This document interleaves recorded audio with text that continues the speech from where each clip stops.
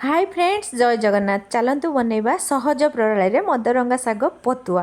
प्रथमे ग्राइंडर रे मदरंगा शाग रसुण पियाज सोरिष कंचा लंका जीरा टिके अदा छोट खंडे देई भल भाव में ग्राइंडिंग करदे। तापर आलू आउ पियाज को सरू सरू करी काटिदबा।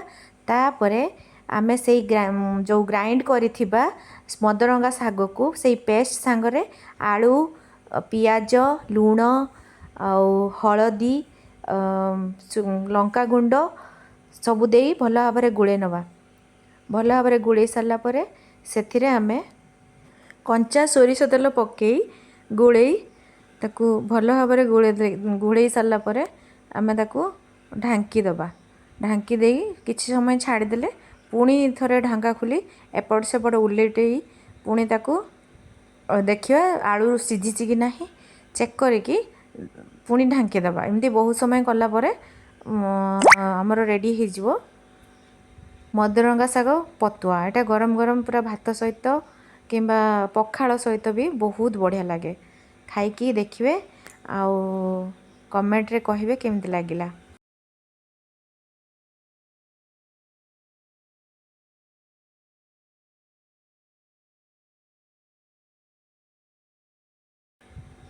रही सांग माने जय जगन्नाथ। वीडियो भल लगे लाइक शेयर सब्सक्राइब करेंगे।